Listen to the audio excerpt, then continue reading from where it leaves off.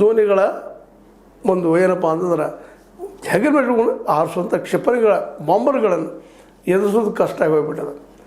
ಎಲ್ಲ ಕಡೆ ಸಣ್ಣದಾಗಿ ಬಂದು ದಾಳಿ ಮಾಡಿ ಹೋಗುವಂಥದ್ದು. ಇದಕ್ಕಾಗಿ ಮತ್ತು ನೀರಿನಲ್ಲಿ ಸಮುದ್ರದಲ್ಲಿ ಅಲ್ಲಲ್ಲಿ ನೆಲಬಾಂಬುಗಳಿಟ್ಟಿದ್ದು ಇರಾನಕ್ಕೆ ಒಂದೇ ಗೊತ್ತಿರುವಂಥ ವಿಷಯ. ಹೀಗಾಗಿ ಅಮೇರಿಕಾಗೆ ಎತ್ತ ಕಡೆಯಿಂದ ಹೋಗ್ಬೇಕಪ್ಪ ಅಂತೇಳಿ, ಜೊತೆಗೆ ಏನೋ ದಿಗ್ಬಂಧನ ಹಾಕಿದಂಗೆ ಎಲ್ಲ ಕಡೆ ಹೋಗೋದಂಗೆ ಅಲ್ಲಿಯ ಇರಾನಿನ ಒಪ್ಪಿಗೆ ಪಡೆದಂಥ ಹಡಗುಗಳ ಸಹಿತ ದಾಟದಂಗೆ ಮಾಡುವಂಥ ವ್ಯವಸ್ಥೆ ಮಾಡಲಿಕ್ಕೆ ನೋಡಿತು. ಅದರಲ್ಲೂ ಅಪಯಶಸ್ಸು ಕಾಣ್ತೇವೆ. ಚೈನಾ ಬಂದು ನಿಂತು ಬಿಟ್ಟದೆ.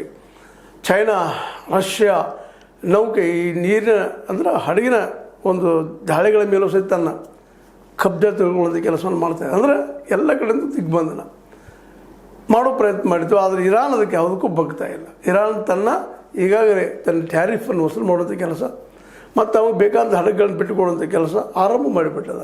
ಹಾಗಿದ್ರೆ ಅಂತ್ಯ ಏನು ಅಂತ ಅದಕ್ಕೆ ಅಲ್ಲಿಯ ಇರಾನದ ಅಧ್ಯಕ್ಷ ಮೌಸದ್ ಪೆಜಿಶಿಯಾನ್ ಹೇಳ್ತಾ ಇದ್ದಾರೆ, ಒಂದೆಡೆ ಕದನ ವಿರಾಮ ವಿಸ್ತರಿಸಿ ಇನ್ನೊಂದೆಡೆ ಬೆದರಿಕೆ ದಿಗ್ಬಂಧನಗಳನ್ನು ಮುಂದುವರಿಸಿದರೆ ಹೇಗೆ? ಅದು ಕದನ ವಿರಾಮದ ಉಲ್ಲಂಘನೆಯಾಗಿದ್ದು ಮಾತುಕತೆ ಮುಂದುವರಿಕೆಗೆ ಅಡ್ಡಿಯಾಗುತ್ತದೆ. ನೀವು ಒಂದು ಕಡೆ ಹಿಂಗೆ ಹೇಳ್ತೀಯಪ್ಪ, ಮಾತಾಡೋದು ಹೇಳ್ತೀವಿ, ಮಾತಾಡ್ಕೊಂಡು ದಾಳಿ ಮಾಡ್ತೀವಿ, ಹೆಂಗೆ ನಂಬುದು ನಿನ್ನನ್ನು ಅಂಥೇಳಿ ಇರಾನದ ಅಧ್ಯಕ್ಷ ಪೆಜಿಶಿಯಾನ್ ಹೇಳ್ತಾ ಇದ್ದಾರೆ. ಅದೇ ಕಾಲಕ್ಕೆ ನಮ್ಮ ಅಲ್ಲಿಯ ಇರಾನದ ಸಂಸತ್ತಿನ ಸ್ಪೀಕರ್ ಮೊಹಮ್ಮದ್ ಬಾಕಿರ್